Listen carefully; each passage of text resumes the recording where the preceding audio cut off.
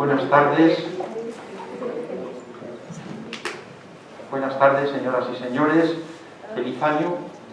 Bienvenidos al Centro Asturiano de Madrid. Para quienes no nos conocen, pues es una casa regional, la más antigua de cuantas hay repartidas por el mundo, fundada en 1881, naturalmente en otras sedes distintas ha estado, y es la casa de todos los asturianos y de todos los amigos de Asturias, por tanto, están en su casa. Nos pueden seguir también a través de internet. Es una institución, aparte de histórica, pues comprometida socioculturalmente, con muchísimos actos, ya desde el mes de enero. Hoy mismo tenemos también en la finca, en la Quinta Asturias, a 25 kilómetros por la carretera de Extremadura, una fiesta infantil de los Reyes Magos. Y en fin, tenemos pues muchas actividades muy variadas que probablemente sean del agrado de muchos de ustedes. De manera que cuando quieran, pues aquí estamos para lo que sea preciso. Hoy presentamos, como es sabido, un libro, Análisis Sensorial, en la mesa Análisis Sensorial de Vinos, el arte y la ciencia del vino. Y me complace especialmente esta presentación, tengo que decirlo, porque Diony es amigo mío desde hace muchos años, aunque no lo parezca por la juventud, pero realmente el tiempo pasa volando y en fin, pues ya vamos sumando unas décadas de amistad. Y tengo que decir que es una persona muy laboriosa, entregada al trabajo y muy competente. Es una persona, además, que se distingue por su bonomía, algo que es fundamental. Una persona también resiliente, con una actitud llamativa, entre otras, de autosuperación, con muchos conocimientos, y todo esto se proyecta en sus quehaceres habituales, que han ido variando a lo largo de estas últimas décadas. Desde luego, en su profesión actual también se advierte todo esto que digo y mucho más. En esa profesión que ejerce, que comparte conmigo, él es profesor y además se distingue por una búsqueda continua de materiales, de innovación, de documentación, de experimentación, etc. Dionisio Navarro García, Diony, tiene más de 25 años de experiencia y es profesor de hostelería y turismo en el grupo Colom y ECME, una de las principales entidades formativas que imparte cursos de formación profesional para el empleo, subvencionados por este organismo estatal, el SEPE, que tanto ha dado que hablar en este tiempo de pandemia por los ERTES y otras fórmulas también de pagos a los trabajadores. Y también este grupo Colom y ECME, pues IECM, pues trabaja para la Comunidad de Madrid. Por mi parte voy a hablar del libro brevemente a partir de la presentación que en él se incluye. Para mí es un verdadero honor que esto pueda recogerse en forma de prólogo. Y por tanto reitero el agradecimiento y la felicitación a Dionisio también por haber elegido al Centro Asturiano para hacer esta presentación en este año naciente, que por cierto les felicito a todos el año y deseo que todo vaya lo mejor posible en los distintos ámbitos y sentidos. El conocido proverbio latino in vino veritas, en el vino está la verdad, frase que se atribuye a Plinio el Viejo, parece asociar el vino y la verdad. Pero hay que tener mucho cuidado, porque el vino desinhibe, libera al bebedor y puede conducir a la embriaguez distorsionante y con ella a que se hable erradamente y más de la cuenta. Hay quienes, por cierto, no necesitan del vino para hablar más de la cuenta y hablar equivocadamente, pero el vino realmente tiene este efecto desinhibidor, por lo menos en algunos momentos. Don Quijote, buen conocedor de los efectos del fruto de la vid, aconseja a Sancho, dispuesto a gobernar su ínsula, que sea templado en el beber, considerando que el vino demasiado ni guarda secreto ni cumple palabra. Pues bien, al igual que nuestro loco maravilloso, recomendamos un consumo moderado de vino, pues si nos atenemos a algunos estudios, puede tener un efecto positivo sobre la salud en determinadas circunstancias que deberán considerarse en cada caso. Según el relato bíblico, uno de los primeros en excederse con el vino fue Noé, quien tras el diluvio plantó una viña, bebió el vino, se embriagó y se desnudó en medio de su tienda, hasta que 2 de sus hijos cubrieron su desnudez. Por otra parte, hay que recordar que vivimos en una sociedad alcohófila, es decir, amiga del alcohol, en una cultura del vino, en la que el abstemio a veces es un ser extraño. Si no bebemos, pues podemos llamar la atención, no digamos ya en la adolescencia, pero también en la edad adulta. Tiene uno que explicar por qué su negativa a no beber, porque a lo mejor está tomando medicación o simplemente porque no le apetece, porque no es bebedor. El vino es parte de la llamada dieta mediterránea y una bebida indispensable en muchas celebraciones.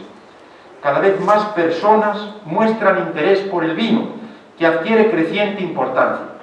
Desde esta perspectiva, el libro que presentamos, aunque hay muchas publicaciones sobre el vino, incluso de carácter científico, es todo un acierto porque combina rigor y sencillez. Esta es una fórmula que se tiene presente a lo largo de todas sus páginas. La exposición a lo largo de sus capítulos discurre con claridad, es un libro de fácil lectura, sin perder complejidad y resulta muy motivador. Es una obra didáctica, con numerosos ejemplos, que ayuda a conocer el vino, a elegirlo y a beberlo. Y además una foto con ilustraciones abundantes y muchas en color.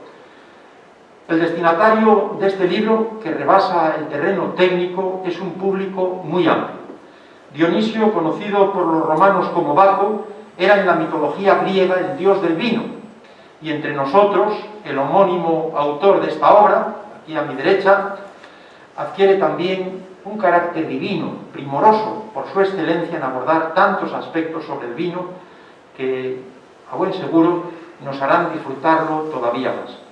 En las páginas del libro, como en un camino, nos acerca a los orígenes del vino, nos habla de su color, de sus aromas, de las variedades de uvas, de los tipos de vino, del proceso de vinificación, del análisis sensorial, de los maridajes y de legislación, entre otras destacadas cuestiones a las que da cumplido repaso.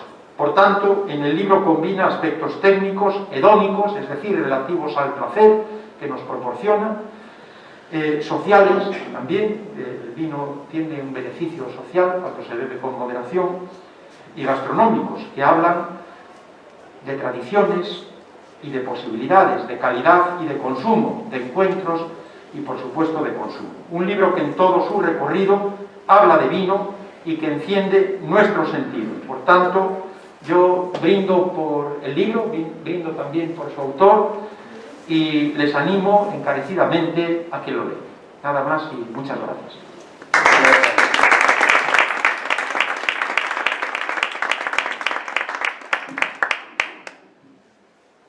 Bueno, pues en primer lugar, muchas gracias a Valentín, presidente de esta institución, por sus palabras, por el bonito prólogo del libro y por invitarme a que haga la presentación en esta institución que cuenta ya con casi un siglo y medio de existencia. Muchas gracias a todos por venir, veo caras por aquí muy familiares, antiguos alumnos que tengo en este momento, un saludo para todos vosotros y a los socios y amigos del Centro Asturiano, como siempre, muchas gracias por asistir a esta presentación.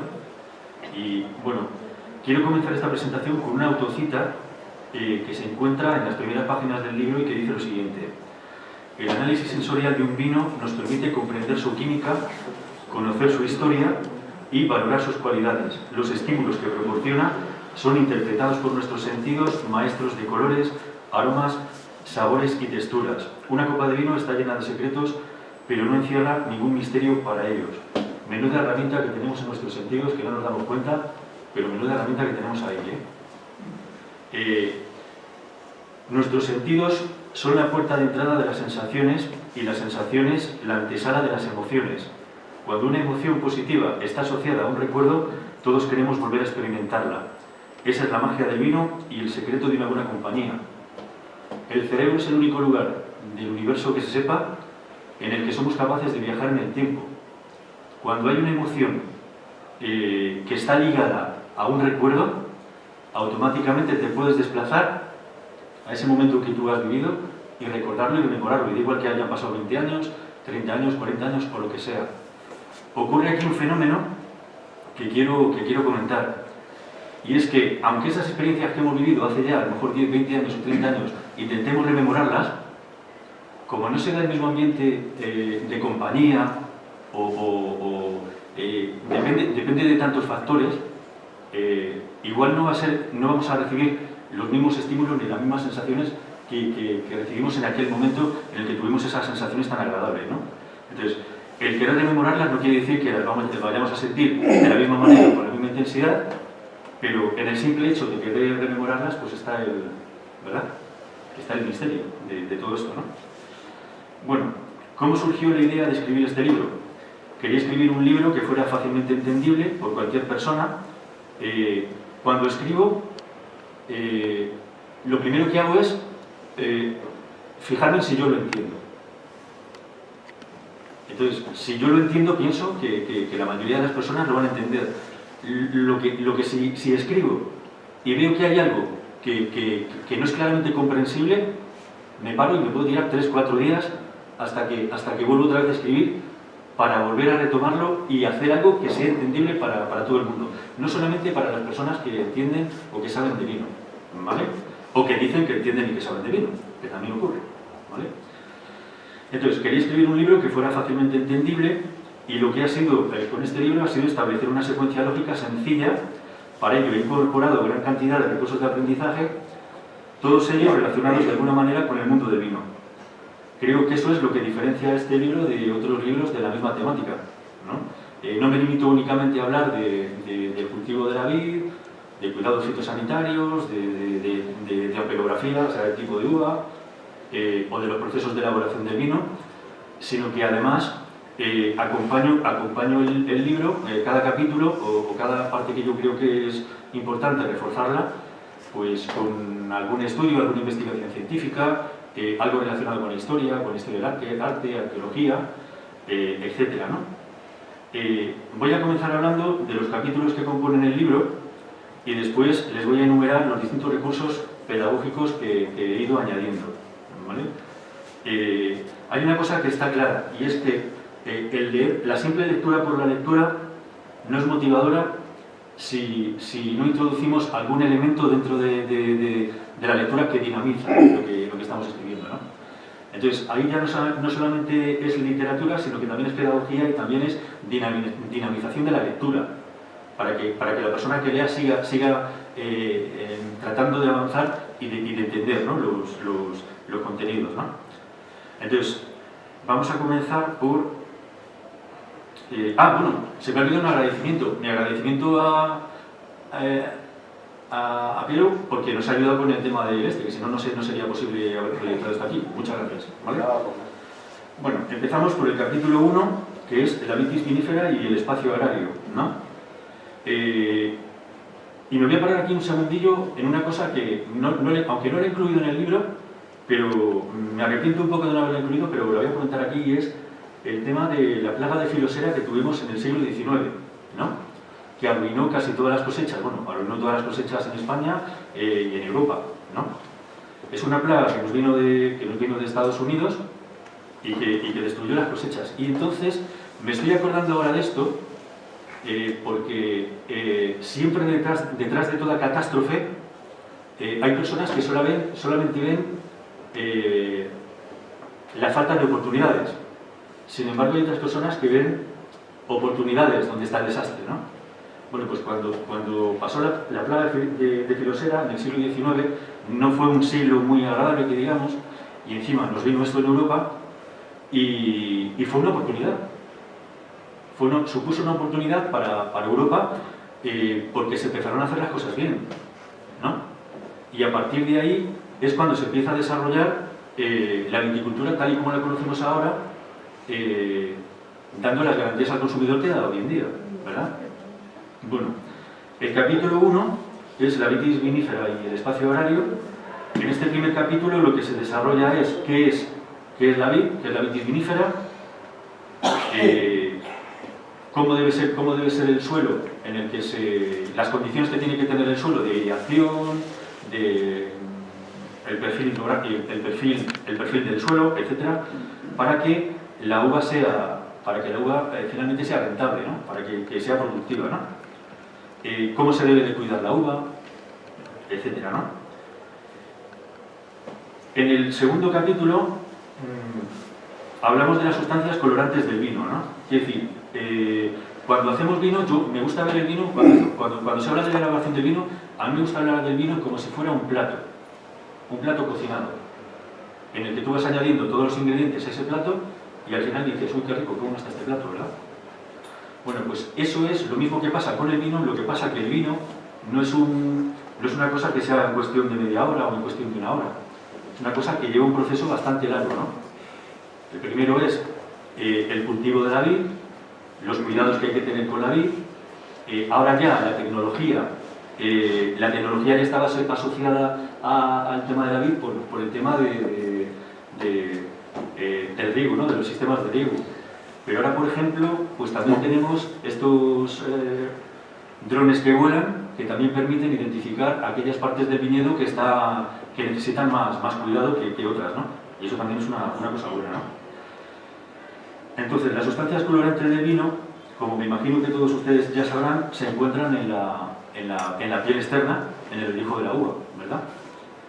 Y de estas sustancias colorantes, o de que el vino tenga este ollejo, de que se mantenga, se conserve en el ollejo, pues podemos obtener vinos tintos, vinos blancos, o vinos rosados, o vinos grises, ¿vale? Bueno, todo esto aparece aquí en el capítulo número 2, y esto ya, a partir de, simplemente con la lectura del capítulo 2, el lector va a ser capaz de identificar las sustancias colorantes, lo que le aportan al vino, y a la hora de identificar las distintas tipologías de vino con respecto a su color, pues va a recordar todo esto que aparece aquí en este capítulo, ¿verdad? El capítulo 3 está dedicado a los aromas del vino, ¿no? Los aromas del vino, hay un autor francés, un enólogo francés muy famoso, Marc Legris, ¿no? Que fue el autor de las famosas series aromáticas, que me imagino que algunos de ustedes sabrán quién fue, ¿no? Y fue el que elaboró las series aromáticas primarias, secundarias y terciarias, ¿no? Distinguió 3 series. Las primarias se refieren a todos aquellos aromas que proceden de la vid. Los aromas secundarios, identificó todos aquellos aromas que procedían de la fermentación, tanto la fermentación alcohólica, que es la primera fermentación, como la maloláctica, que es cuando se procede a ajustar el nivel de acidez del vino, ¿no? En uno es cuando se produce el proceso de vinificación, cuando se transforma el mosto, se transforma en vino, que sería la fermentación alcohólica, y la segunda, la maloláctica, es cuando ya el vino se procede a ajustar su acidez para que sea un vino que sea agradable al gusto, ¿no? El siguiente capítulo se refiere a las sensaciones gustativas, ¿no? En este capítulo me he parado bastante a explicar lo que es la fisiología del gusto. Es decir, hay una cosa curiosa que voy a comentar, es una parte del libro, pero bueno, no me importa comentarla aquí, porque es bastante interesante. Tenemos distintos botones gustativos dentro de la boca, ¿no? Y en la lengua sobre todo, ¿no? Entonces, tenemos identificado el lugar donde está cada uno de estos botones gustativos, lo tenemos identificado, ¿no? Pero hay una cosa curiosa, y claro, esto se lo debemos a los investigadores, por supuesto. Hay una cosa curiosa con el tema del gusto, ¿no? Y es que si tomas un alimento que es dulce y que tiene una cantidad mínima de azúcar, se activa el botón gustativo del dulce. Pero si introduces en el gusto un alimento que tiene mucho dulzor, que tiene una cantidad muy elevada de azúcar, lo que ocurre es que se activan los demás botones gustativos, que es una cosa que a mí me llama muchísimo la atención, no sé si ustedes también, pero a mí me llama muchísimo la atención, ¿no? Entonces, básicamente dentro de la boca, en la lengua, tenemos 5 botones gustativos con los que identificamos los sabores básicos, que es dulce, salado, amargo y ácido o agrio. Y un quinto sabor que se denomina umami, ¿no? Que bueno, es un sabor que identificó un señor japonés hace ya bastante tiempo, y más o menos lo que quiere decir es sabroso, ¿no? Cuando dices, pues oye, qué bueno está esto, qué rico está, ¿no? Entonces, lo que tenemos que saber si el vino ¿contiene el sabor umami o no lo contiene? Entonces, ¿contiene el umami el vino? Efectivamente sí lo contiene. ¿Por qué? Porque todos los alimentos que han pasado por un proceso de fermentación previa contienen el umami, simplemente. ¿Vale? El siguiente capítulo habla sobre la clasificación general de los vinos. Este posiblemente sea un capítulo más complicado, a lo mejor más farragoso, porque existen distintos tipos de clasificación del vino, ¿no? Por su color, nivel de clasificación, etc. Y es un poquito más complicado, ¿no? Pero está explicado, ya digo, de una manera sencilla para que todo el mundo pueda entender de una manera sencilla cómo se clasifican los vinos y saber valorarlo, ¿vale? En este sentido, a la hora de describir esto, siempre que nos metemos en algún tema así un poco técnico y complejo, nos damos cuenta del choque entre legislaciones, ¿no? Aunque existe una legislación homogénea en Europa, como cada país dentro de la Unión Europea tiene su propia legislación personal, ¿no? Pues existen algunas diferencias entre unos países y otros, dentro de la misma Unión Europea, ¿no? El capítulo 6 se refiere a la elaboración del vino. La elaboración del vino es un proceso bastante complejo. Parece sencillo, pero porque si yo me pongo ahora a explicar el proceso de elaboración del vino, tardo 30 segundos. Pero es un fenómeno muy complejo, porque depende mucho de la persona, de la bodega y del bodeguero, el tipo de vino que quiere obtener, que quiere conseguir. Y eso lleva muchísimo tiempo afinar un tipo de vino. De hecho, por ejemplo, nosotros en el mundo tenemos una pequeña mala fama, si puede decirse, porque nosotros valoramos mucho los vinos de crianza, de reserva y de gran reserva, los tenemos en muy alta estima, ¿no? Sin embargo, en algunos países del mundo consideran que nuestros vinos saben mucho a madera. Consideran que saben mucho a madera nuestros vinos, ¿vale? Y lo que para nosotros es algo que es una cualidad, para otros países es un defecto. Entonces, mientras estaba escribiendo, incluso mientras estoy hablando ahora, me di cuenta de una cosa, y es que a la hora de valorar un vino, a la hora de hacer el análisis sensorial de un vino, uno de los factores más importantes es el propio gusto de la persona. Pero no el propio gusto de la persona, sino el propio gusto, los propios gustos de la cultura, de esa cultura, ¿verdad? Bueno, el capítulo número 7, aquí se trata el tema de la elaboración de vinos espumosos y gasificados. Aquí hay un tema que es que normalmente la mayoría de las personas conocen 3 tipos de espumosos, como regla general, ¿no? Pues el champán, el cava y alguno más, ¿vale? Existen muchísimos más tipos de vinos espumosos. Existen los espumosos sudafricanos, que son de muy buenísima calidad. Existen los espumosos, por poner un ejemplo, ¿cuáles más? Los alemanes, también, ¿no? Los alemanes no tan de buena calidad, ¿vale? No tan de buena calidad, pero hay algunos que son también bastante... Y bueno, los italianos, ¿vale? Los italianos, ¿de acuerdo? En el capítulo 8 ya entro de lleno en el tema del análisis sensorial y digamos que sería un capítulo en el que expongo el marco general del análisis sensorial. El análisis sensorial se divide en 3 fases: la visual, la olfativa y la gustativa, ¿no? Entonces, para simplificar, lo que he hecho ha sido partir de un esquema básico. He pensado, a ver, si el análisis sensorial tiene 3 fases, que es la visual, la olfativa y la gustativa, vamos a enseñarle al lector, lo primero, cuáles son las sustancias que contiene el vino que le dan el color al vino. Eso es lo primero, que identifique cuáles son las sustancias que están en la uva y que le dan el color al vino, qué características tiene el color, y bueno, ya el tema técnico de cómo tenemos que colocar la copa para que le dé la luz, para conocer la tonalidad del color, etc. O si es un vino transparente, translúcido, o lo que sea, ¿no? Eso ya son aspectos técnicos, pero bueno, lo importante es que el lector sepa de dónde procede el color ¿Y qué es lo que tiene que tener un clima también? Porque aquí en este sentido la geografía también es muy importante. No solo la geografía física, sino también la geografía humana. Porque la acción antrópica, es decir, la acción del hombre, también condiciona que una cosecha sea buena o que una cosecha sea mala. ¿Vale?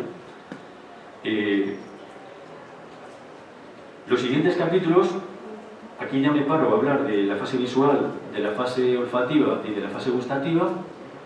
Y en el capítulo número 12 ya hablamos de...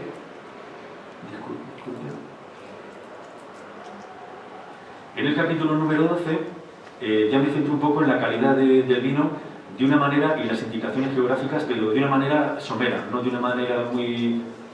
¿vale? Sino de una... En el tema del vino existe también, en el tema de la calidad del vino también existen diferentes formas de ver el tema de la calidad, ¿no? Por ejemplo, en el mercado de América Latina no se ve el tema de la calidad como se ve, por ejemplo, en Europa, o como se ve, por ejemplo, en Estados Unidos, ¿no? Estados Unidos tiene navas, que son, digamos, espacios geográficos con unas características determinadas. Nosotros tenemos denominaciones de origen controladas y garantizadas y todo eso. Y en Europa, generalmente, vamos más o menos siguiendo una misma dinámica, ¿no? Y, sin embargo, en América Latina, en América del Sur y en Estados Unidos no funciona de la misma manera, ¿no? Y en México tienen su propia forma de evaluar o de valorar la calidad de los vinos, ¿no? Bueno, pues esto es lo que más o menos se expone en este capítulo de la calidad del vino y las indicaciones geográficas. Un valor muy importante de todo tipo de productos es la procedencia. La procedencia. Si un producto tú ya lo estás etiquetando con una denominación de origen, eso ya, ese etiquetado determina la propia calidad a través de la percepción del propio consumidor. El consumidor aumenta la percepción de calidad del producto si tú le añades la denominación de origen, ¿no? Pues esto también ocurre con el vino. En el capítulo 13 ya se trata el tema de la valoración del análisis sensorial, es decir, cómo se hace el análisis sensorial. Pues fase visual, fase olfativa, fase gustativa, cuáles son las etapas dentro de cada una de las fases. Hay unas etapas dentro de la fase visual, por ejemplo, a copa levantada, a copa tumbada, buscarle la tonalidad al menisco del vino. Son conceptos más o menos técnicos que todo el que sepa un poco de vino pues sabe de lo que estoy hablando. Por ejemplo, aquel señor de allí que se llama José, ¿verdad? Sabe de esto, ¿no? Luego después para finalizar ya los capítulos, junto con el libro, dos fichas para la valoración de los vinos. Una es para valoración de vinos tranquilos, que para los que no sepan lo que es un vino tranquilo, es un vino que no tiene gas, o que tiene tan poquito gas que no cumple la normativa como para que se le pueda considerar con gas. Y luego los vinos espumosos, que no es solamente el champán, el cava, sino que son muchísimos más tipos de vino, ¿de acuerdo? Esto sería básicamente lo que son los capítulos del libro, ¿verdad? Pero luego después he añadido algunos recursos de aprendizaje, que es lo que yo considero que diferencia este libro de otro tipo de libros, ¿no? Y que yo creo que también lo hace un poco más ameno y un poco más entretenido, ¿no? No es lo mismo que estés hablando todo el rato de lo mismo que de repente te centres en otra cosa, ¿no? Entonces, pues ¿qué relación existe entre la tumba de Faraón Tutankamón y el vino? Bueno, pues aquí hay una investigación de la Universidad de Barcelona muy interesante que aparece en el libro relacionada con esto. Yo intuyo que, aunque el Faraón Tutankamón dicen que murió con 18 años, yo intuyo que el Faraón Tutankamón ya tomaba vino siendo menor de edad, ¿eh? Intuyo, ¿vale?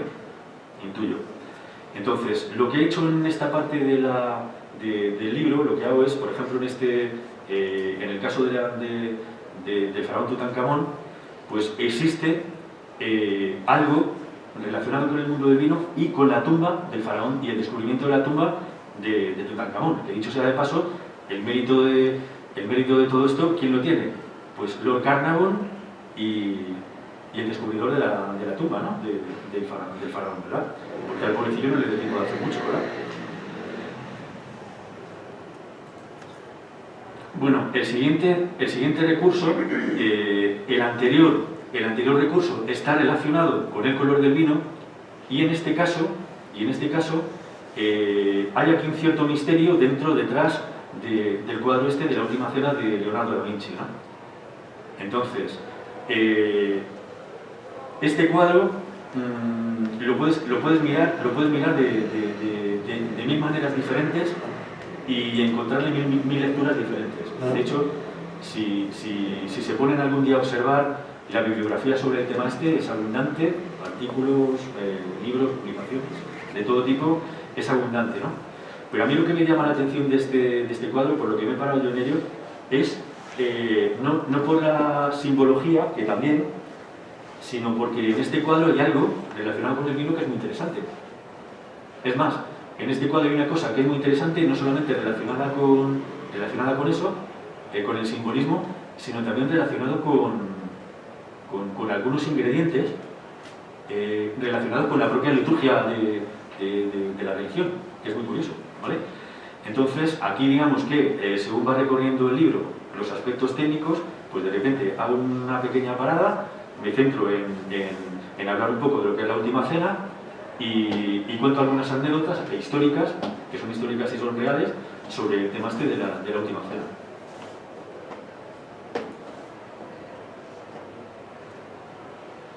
Bueno, el siguiente, la verdad que es un capítulo que me costó muchísimo trabajo escribirlo. Me tiré con él bastante tiempo, ¿no? Porque yo lo que quería era relacionar el sentido del olfato, lo quería relacionar con la novela de Patrick Suskind, con el perfume, ¿no? Con el perfume de Patrick Suskind, ¿no? Y aquí lo que ocurre es que aparte de la cantidad de literatura que me he leído para escribir 1 o 2 páginas que me parece que le dedico a esto, pero me ha tocado leer muchísimo, investigar mucho del tema, no solamente ya el olor ya no solamente es algo que implica el gusto o el disgusto, el me gusta o no me gusta, ¿no? Sino que el aroma o el olor te puede encasillar. Quiere decir, hay un olor para la pobreza. Hay un olor para la pobreza, ¿no? Y bueno, pues en este capítulo, básicamente de lo que trata es de esto, de identificar los aromas que tiene el vino y relacionar esto con un poco con el personaje de esta obra, que es un asesino, ¿no? Durante toda la novela se va viendo que va buscando un olor determinado, identificar su propio olor. Y eso, bueno, pues he tratado de un poco identificarlo con el tema de los aromas y con el tema del vino. Esta es un comentario, otro de los comentarios que aparecen a lo largo del libro, relacionado con... Hay una cosa, bueno, yo no sé si... yo me imagino que los que son un poquito más mayores sabrán quién era el doctor Teodoro Vian, si sabrán quién era. Y bueno, aquí, por ejemplo, pues en este capítulo hablo un poco sobre el tema del descubrimiento de la dieta mediterránea, la investigación de lo del estudio de los 8 países, y este prestigioso médico español participó en esto y creó una fórmula para identificar el colesterol en sangre, ¿no? Que no es muy conocido, pero que se sepa que este hombre participó en ese... Y bueno, aquí me refiero a ese estudio que se hizo. Y esta foto que aparece aquí, pues es el laberinto del Minotauro, que es el Palacio de Nosos, que está en la isla de Creta, y es enorme, es gigantesco, por eso le llamaban el laberinto del Minotauro, y está relacionado íntimamente con la dieta mediterránea, porque Grecia estaba incluida en el estudio de los 7 países, ¿no? Que además también aquí me parece un tiempo para hablar del tema este, porque la dieta mediterránea es más que la dieta mediterránea. Es muchísimo más que la dieta mediterránea, ¿vale? Otra cosa interesante de la dieta mediterránea es que incorpora el vino dentro de la dieta, ¿no? Y bueno, yo recuerdo ahora que hace unos años el Consejo Superior de Investigaciones Científicas desarrolló un producto a partir de los restos de las uvas, porque la uva contiene unas sustancias antioxidantes que que son potentes antioxidantes y son muy buenas para la salud. Y creo que son muy buenas para el tema de la arteria, para el tema de las arterias, colesterol, etcétera, etcétera, ¿no? Entonces tenemos la gran suerte de vivir en un país en el que tenemos una dieta mediterránea. Lo malo que no tenemos es mucha gente que haga actividad física, porque si uniéramos el tema de las legumbres, las verduras, un consumo moderado de vino, etcétera, y tuviéramos una población que hiciera también deporte además, pues seríamos una sociedad muy, muy sana y muy longeva, ¿no? Al margen de que ya somos una sociedad muy longeva, ¿no?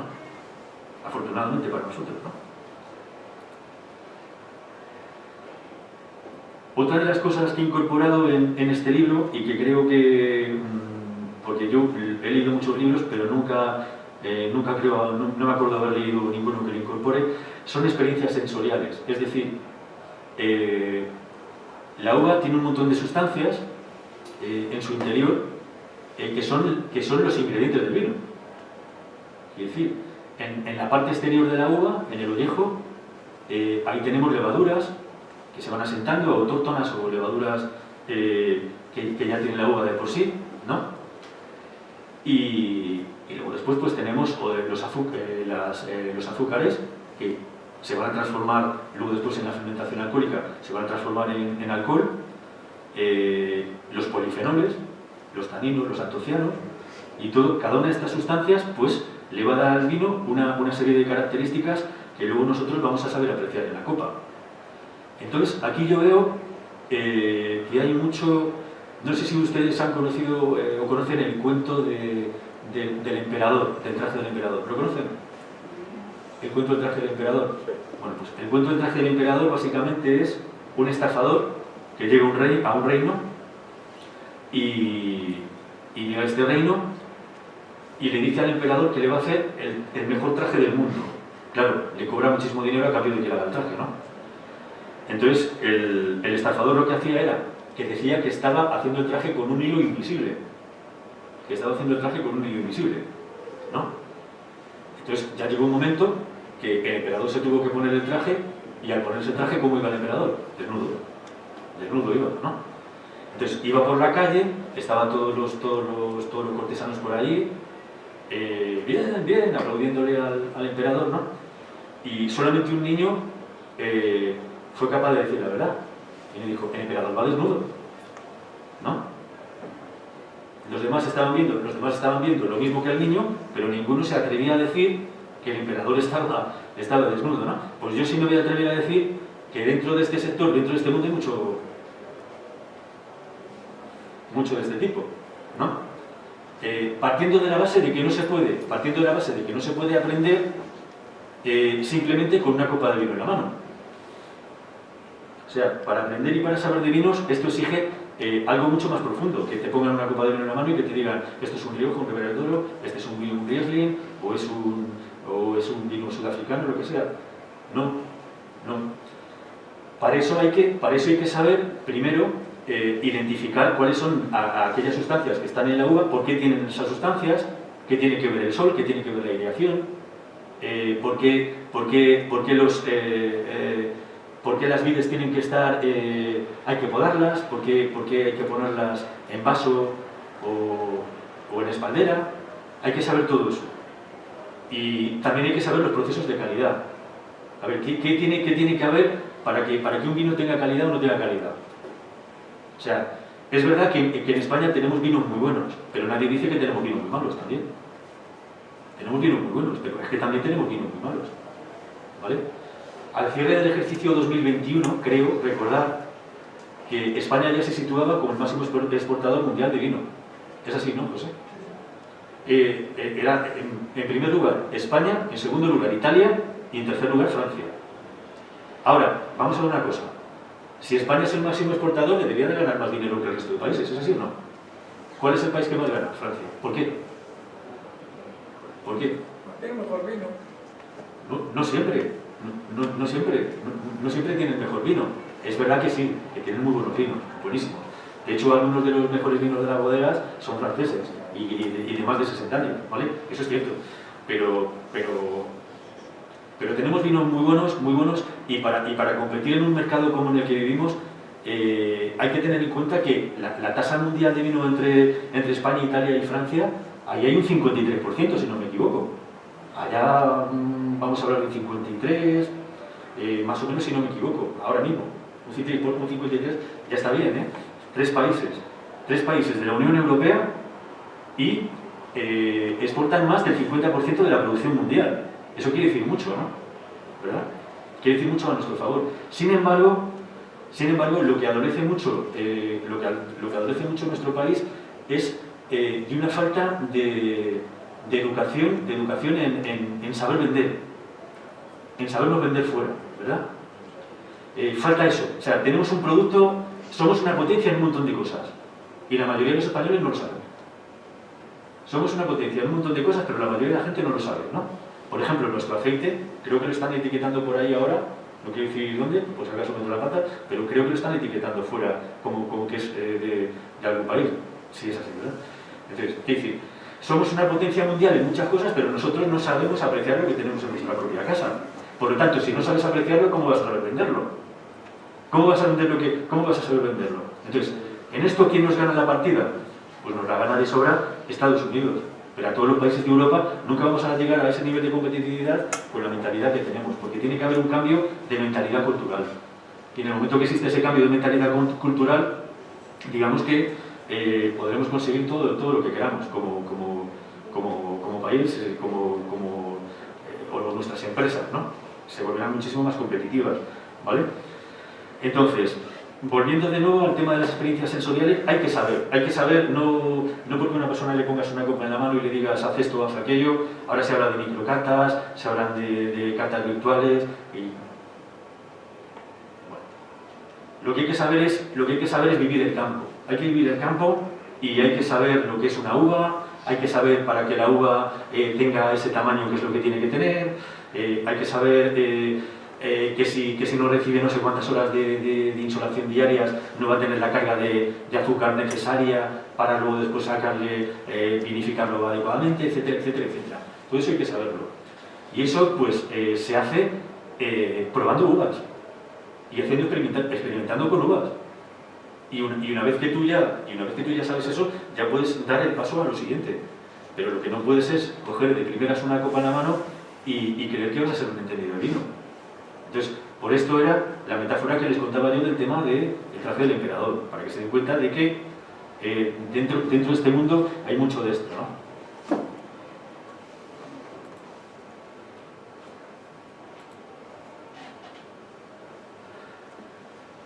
Bueno, otros de los recursos que he utilizado aquí esto va más rápido que yo.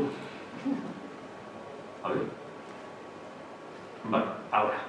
Bueno, además de los comentarios relacionados con la arqueología, la historia, etcétera, etcétera, etcétera, y de estas experiencias sensoriales que les comento, también he incorporado pues algunas investigaciones científicas relacionadas con el tema del vino, que son importantes. O sea, no es esto se hace así, ¿vale? Pero esto se hace así, pero ¿por qué se hace así? Por esto y por esto. O sea, las cosas no son así porque tú llegas y ya te las han puesto ahí delante. No, las cosas son así porque hay algo, hay un proceso o unos procesos antes de que eso llegue a conformarse o a ser de la forma en la que nosotros lo vemos o lo saboreamos ¿vale? Entonces, aquí hay muchos apuntes sobre temas de investigaciones científicas relacionadas con el mundo del vino. Una, por ejemplo, curiosa es cuando dicen el vino procede de Mesopotamia, el vino procede de Georgia, el vino procede de aquí, procede de allí. Un momentito, vamos a pararnos un momentito. A ver, podemos decir que hemos encontrado vino en Mesopotamia o hemos encontrado vino en Georgia. Podemos decir que el vino más antiguo está en Georgia, ¿vale? Encontrado, pero no podemos decir que es el más antiguo, porque en el momento en que llegue un arqueólogo o una arqueóloga y desentierre vino más antiguo que pues este ya no será el vino más antiguo. Podemos decir que es el vino más antiguo que hemos encontrado, pero no el vino más antiguo que existe, ¿vale? Otra cosa muy interesante también acerca del tema es, por ejemplo, me imagino que la mayoría de ustedes habrán oído hablar del Código de Hammurabi, conocido también como la Ley del Talión. Bueno, pues por mi trabajo, pues yo lo he investigado en profundidad y bueno, ahí hay algunos artículos, sobre todo enfocados al tema del comercio y al comercio del vino, ¿no? Aquí también digamos que existe una cierta equivocación con respecto a este tema. A ver, no todo es vino. El vino es toda bebida realizada a partir de la fermentación de la uva. Pero en el Código de Hammurabi, cuando hablan de vino hecho con dátiles. Por lo tanto, no es vino. Como por ejemplo, cuando hablan de vino, vino de una fruta cualquiera que no es uva, no es vino. Según la ley de la viña y el vino, que tenemos aquí en España, eso no sería considerado vino. Tampoco sería considerado vino según la legislación europea. Lo siguiente que he incorporado son acontecimientos históricos relacionados con el mundo del vino.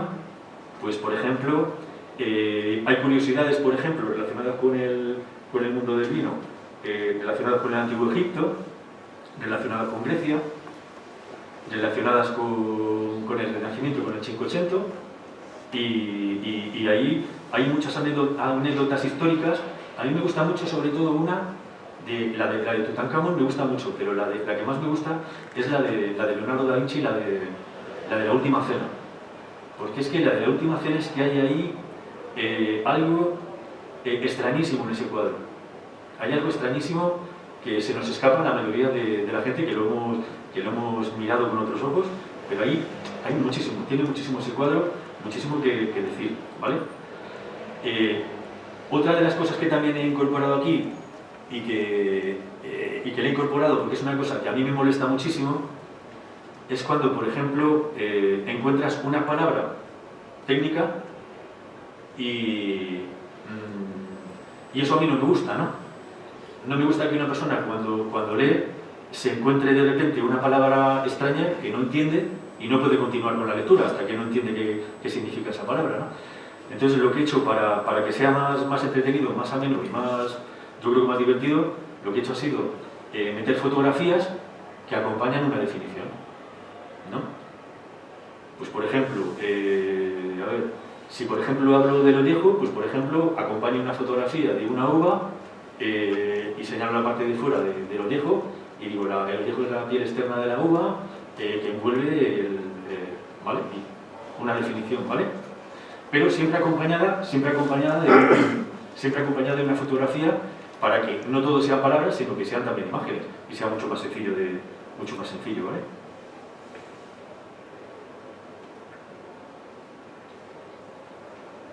Otra de las cosas que he incorporado aquí, que parece mentira, yo según voy hablando me voy dando cuenta claro, por eso me tira un año y pico para escribirlo, porque escribir, hace poco estaba hablando con una empresa, hace como 15 o 20 días o así, que estábamos hablando del tema de escribir y tal, y bueno, y yo le estaba diciendo a esta empresa, es que es mucho más difícil escribir 100 páginas sobre un tema que escribir 400.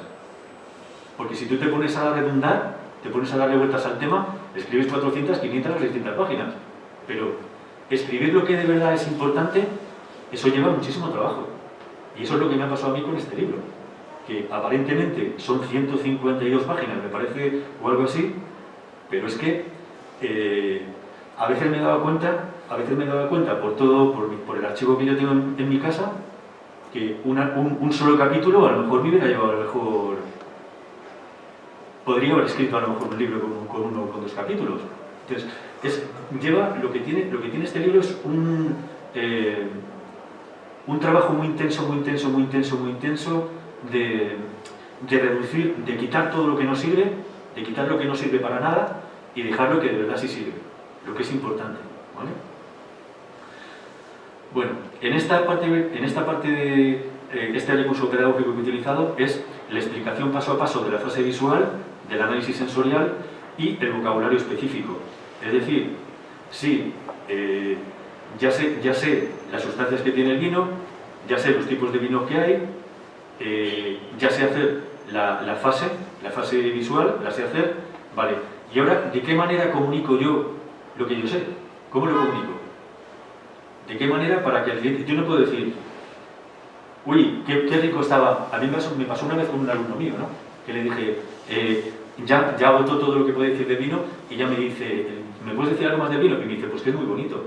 Sí, es bonito, pero no podemos decir que es bonito. Podemos decir, pues es un vino tinto, con color cereza, es transparente, es límpido, ¿no?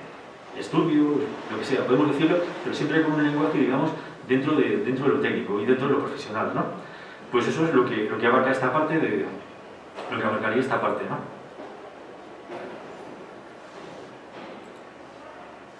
Con la parte de la fase olfativa, pues exactamente lo mismo, ¿no?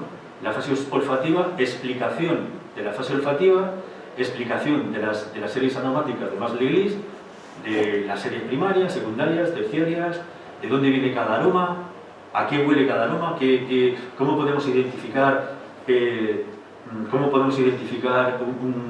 un aroma secundario, que es muy sencillo. O sea, es que este mundo parece que es muy complicado, pero es dentro de la complejidad que tiene, sencillo, para que nos entendamos, ¿no? Entonces, todo el mundo más o menos sabe lo que es el color, sabe lo que son las tonalidades, los matices, ¿no? Pues igual pasa lo mismo con el olfato, ¿no? En cuanto identificamos los aromas con los que nos podemos mover, pues simplemente relatarlos, ¿no? Pues es un aroma vegetal, pues primario. Es un aroma de fermentación, a levadura, a queso, a lácteos, a no sé qué, pues estos ya son de fermentación, ¿no? Y si ya nos vamos a los aromas terciarios, a los aromas de maduración del vino, pues está claro que ahí nos vamos a encontrar, pues, aromas a madera, aromas a regaliz, aromas a chocolate, aromas a tabaco, aroma a piel animal, etcétera, etcétera, etcétera, ¿no? Pero bueno, esto lo sabemos porque nos lo dijo Mas-Leglise, ¿vale? Entonces simplemente lo único que tenemos que saber, poner en práctica lo que nos enseñó Mas-Leglise, ¿verdad? Y por último, la explicación paso a paso de la fase gustativa, del análisis sensorial y de la fase gustativa. La fase gustativa, pero también, como les comento, acompañada también del vocabulario específico de esta parte gustativa, ¿vale? Y por último, la ficha para la valoración de vinos tranquilos y la ficha para la valoración de vinos espumosos. En definitiva, es un libro que yo creo que muy difícil de escribir, porque de verdad es muy difícil de escribir, porque tiene una cantidad de datos tremendos y yo soy de las personas que le doy 1000 vueltas para no equivocarme en una cifra o en lo que sea. Es muy difícil de escribir, es muy difícil de sintetizar en tan pocas páginas todo lo que contiene y bueno, y si se animan a leerlo, pues les deseo que tengan una muy buena lectura y muchas gracias por su atención. ¿Quién de aquí es un buen lector o una buena lectora? ¿A quién le gusta la poesía? ¿A quién le gusta la poesía de aquí? Álvaro, venga, un poquito por acá. Escogido al más indicado, ¿eh? No se me ocurre una mejor forma de terminar esta intervención que recitando unos versos de Antonio Machado. Sí. Venga, ponte por aquí. Sí. ¿Qué tal? Buenas tardes a todos. Buenas tardes.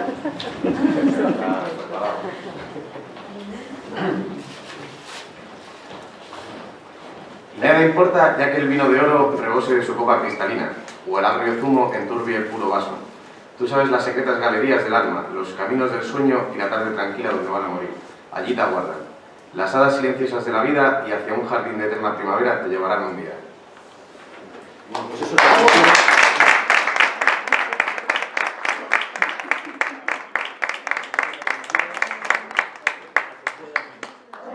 muchas gracias por vuestra atención. Pues muchas gracias a ti, Johnny, porque realmente creo que ha sido una presentación extraordinaria que refleja el trabajo ímprobo que has realizado con este libro y bueno, pues te felicitamos totalmente y deseamos que sigas escribiendo de distintos temas. Me consta que son muchos en los que estás embarcado, que estás abordando por razones docentes sobre todo, de manera que esperamos que pronto presentes tu segundo libro y que este sea un éxito, que me consta que ya lo está siendo, porque me decía hace unas semanas nada más publicarse y situarse ya en las redes. Entre los 11 primeros, que estaba entre los 11 primeros, casi nada, ¿no? Realmente un bestseller de la editorial. De manera que enhorabuena, nos alegramos muchísimo. Y bueno, pues ahora sí me gustaría, si alguien quiere hacer alguna pregunta, algún comentario. Este es un tema que gusta mucho. Y bueno, pues muchas personas también tienen sus conocimientos, siquiera sea empíricos, porque son amantes del vino, de manera que a lo mejor ha surgido alguna duda, alguna pregunta o algún comentario, y es el momento. Yo, por ejemplo, adelante, por favor, la señora ha levantado la mano. Yo querría saber si alguien puede llegar a conocer el vino sin probar las uvas. No. ¿Las que están hechas? No, a ver, el vino tú puedes identificar o valorar si un vino es bueno o un vino es malo, lo puedes valorar. Pero para saber, para conocer sobre vinos, lo más recomendable es que tú conozcas muy bien el fruto. Esto quiere decir que tú vino le puedes llegar a conocer, haberlo tomado mucho, pero si tú no has probado las uvas de las que están hechas. Pero no es así exactamente. No, porque mira, uvas en el mundo existen miles de uvas. Ahora, la persona que quiere conocer de vinos, la persona que quiere saber verdaderamente de vinos, sí debería saber cómo sabe una garnacha, cómo sabe una palomino, ¿vale? Etcétera, ¿no? Debería saber, preocuparse de eso, ¿vale? ¿Por qué? Porque en realidad las uvas con las que nos movemos son las autóctonas, las viajeras, las que vienen de otros países, ¿no? Porque las cepas de otros países pues se van plantando, ¿no? Se van viendo si el tipo de cultivo cuaja o no cuaja, y se va viendo si es rentable y si es productivo, se va viendo. Pero desde el punto de vista del entendido, de la persona que quiere saber, que quiere entender, tiene que iniciar un proceso de investigación personal, probando la uva y luego probando aquellos vinos monovarietales, porque claro, te puedes perder en tantas clases de vino, te puedes perder. Entonces, si lo que quieres es hacer un aprendizaje verdadero, real, del mundo del vino, tienes que probar esa uva, esa cepa, y luego lo que tienes que hacer es probar vinos monovarietales, es decir, vinos que contienen esa uva, solo. O sea, es básico, por ejemplo, sería básico para alguien que comienza, empezar con las varietales, ¿no? Para alguien que comienza, lo más recomendable es que pruebe cualquier tipo de uva. Pero antes de empezar con vinos de distintas uvas, no, yo recomiendo que para que cualquier persona se inicie en el mundo del vino, que se inicie, una iniciación, no hace falta que se ponga a probar tempranillo, ni garnacha, ni nada. Eso es un proceso más largo. Yo lo que recomiendo es que conozca bien el fruto, que conozca qué es lo que tiene el ollejo, qué es lo que tiene la pulpa, qué es lo que tienen las pepitas, de qué manera intervienen esas sustancias que están dentro de esos elementos, de esas partes de la uva, en qué influyen en la calidad, en el sabor, en el aroma o en el aspecto visual del vino y todo eso. Una vez que ya sabes eso, que es lo básico, entonces le quitas las ruedas de atrás a la bicicleta y ya andas solo. Y ya tienes que empezar a probar esas uvas, las tienes que empezar a probar, y cuando pruebes esas uvas, probar el vino. Y es algo que lleva muchísimo tiempo, no es de un día para otro, ¿vale? Entonces, lo bonito del mundo del vino es que es un aprendizaje continuo, ¿vale? Tú no vas a poder coger una copa de vino y vas a poder decir, pues este vino es un vino de no sé qué año, de qué bodega y tal y cual. Lo que vas a poder identificar va a ser el tipo de uva y vas a actuar como una especie de investigador. Vas a decir tipo de uva, acidez, color, sabe a madera, no sé qué y tal, y entonces ya te puedes atrever a decir, este vino es tal vino. Pero eso lleva tiempo, ¿eh? No es... Claro, sí, pues yo entiendo que yo como usuaria del vino, ¿no? Me puede gustar el vino, yo no, y lo puedo tomar, pues, pero claro, y eso ya lo que tú dices es de profesionales, ¿no? Exacto. Luego dentro de esto que estamos viendo ahora, existen personas que son personas normales, que entienden un poco de vino, personas que entienden mucho de vino, y luego hay personas que son, pues por ejemplo, pues como Pau Gasol, el baloncesto, pero en el mundo del vino, que son muy buenos, pero son poca gente, ¿vale? A nivel mundial son poca gente. Lo que se trata es de conocer, de valorar el vino y de saber hablar de vino, ¿vale? Porque hay mucha gente que habla de vino pero no sabe de vino. Solamente hay que meterse a ver vídeos de YouTube y te das cuenta de que muchísima gente habla de vino pero no sabe de vino. Esa es muy buena pregunta, ¿eh? Teresa. Es que es verdad porque no tenemos la oportunidad. Normalmente tú consumes vino, pero tú no tienes la oportunidad de conocer la uva, ¿vale? Exacto. Claro, pues ahí digo yo que ahí está el error. Entonces, yo lo que he hecho ahí ha sido hacer una anatomía de la uva, una disección de la uva, como si estuviéramos en una facultad de medicina, que disecciona una uva y voy explicando pasito a pasito lo que representa cada parte de la uva. No sé si en la carrera de enología o algo así se les lleva a la gente al campo. Sí, sí, conocer, ¿no? Ahí se hace, sí se hace. Y les enseñan cómo se hacen las conducciones en espaldera, cómo se poda, y todo eso sí se les enseña. Por cierto, aprovecho para saludarte, Teresa. Igualmente, encantada. Gracias por tu pregunta. ¿Sí? ¿Hasta qué punto es aceptable la manipulación a la hora de elaboración de los vinos? Es decir, el dueño de la viña pues quiere, de la bodega quiere obtener un determinado resultado. Entonces, si no lo consigue a lo mejor simplemente con sus uvas y la diferente evolución en la fabricación, se pueden añadir elementos, productos químicos para variar y obtener el sabor o el resultado que se quiere, o no es aceptable. Dentro de las denominaciones de origen, existen unos requisitos obligatorios que se tienen que cumplir. Al vino se le pueden añadir levaduras, se le puede añadir sulfuroso, que para evitar que el vino se pudra, ¿no? Pero todo lo que se le añada al vino tiene que estar aceptado por el Consejo del Regulador. Existen denominaciones de origen y luego existe un Consejo Regulador. Y el Consejo Regulador pone unas normas. Y esas normas son de obligado cumplimiento. Entonces, ¿se le pueden añadir químicos? Sí, pero aquellos químicos que estén autorizados por el Consejo Regulador. Lo más frecuente que se hace en el vino pues es eso, añadir el sulfuroso. Esto se lleva haciendo desde hace un montón de tiempo. Y eso lo que hace es interrumpir el proceso de butilización, o sea, es un conservante, ¿no? Permite que se alargue la vida. También se permiten utilizar levaduras, también. Y otros productos químicos también se pueden añadir. Por ejemplo, ahora mismo no recuerdo el nombre, pero cuando se clarifica el vino, se utilizan sustancias que lo que hacen es, fijaros qué curioso, por ejemplo, hay alguna sustancia del huevo y alguna sustancia que sale del pescado que se utilizan como sustancias clarificadoras. Y lo que hacen es que se adhieren a las partículas que están en suspensión en el vino y se caen al fondo del depósito y luego se retiran. Y se utilizan como clarificadores. Bentonita. Es la bentonita.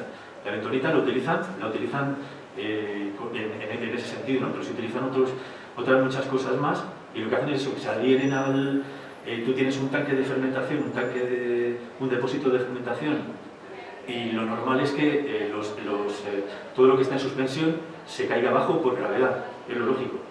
Pero hay algunas sustancias, algunas partículas que se quedan en el medio, y entonces para eliminarlas pues le añaden esto, bentonita o otros tipos de productos para que se vengan abajo y el vino se quede claro.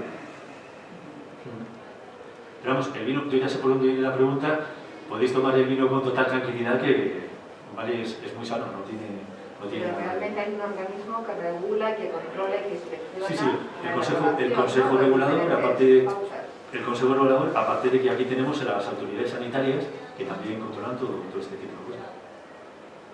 Bueno, y los químicos de las bodegas, que también están ahí.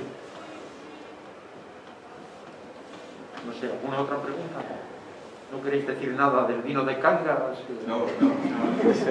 Se está poniendo a la altura ya del gallego, del albareño. Tú sabes que en Asturias se hace un vino que de alguna manera está adquiriendo un cierto prestigio, el vino de Cangas. Sí. Incluso en el CSIC hay alguna persona que estaba haciendo algún estudio. ¿Lo has mencionado? Un investigador muy importante, que está haciendo un gran trabajo por el vino de Cangas. El vino de Cangas, que hasta hace unos años era artesanía pura, pero el artesano es bueno, pero también puede ser malo. Y ahora está regulado, por eso existen esos consejos reguladores, y se está haciendo un vino muy bueno. Pero claro, yo no puedo hablar porque no soy experto, entonces simplemente sé que me gusta, pero no puedo expresar las razones de por qué me gusta.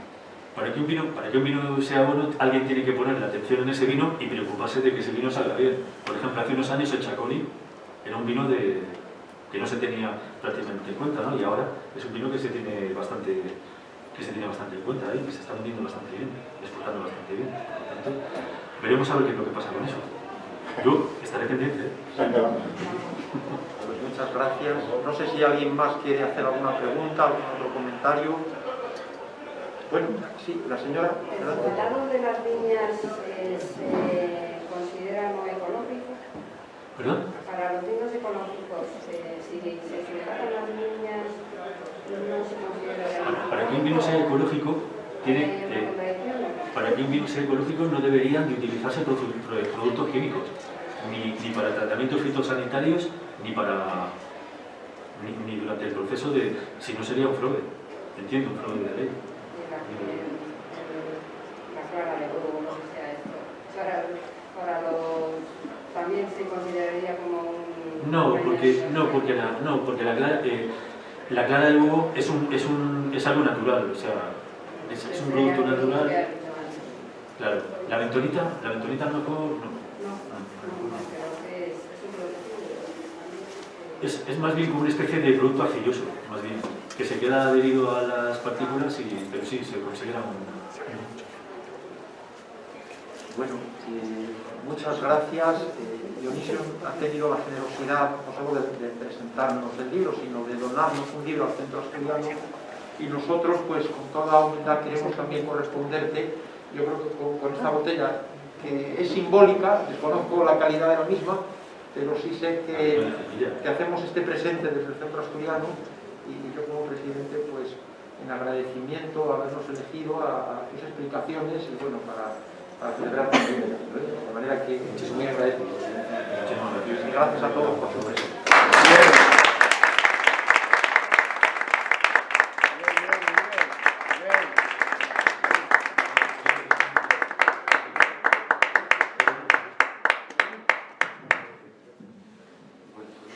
Creo que hay una degustación. Sí, no se vayan todavía, allí hay un... Vamos a tomar un chupito de vino ahora antes de irnos. No se vayan todavía, no se vayan.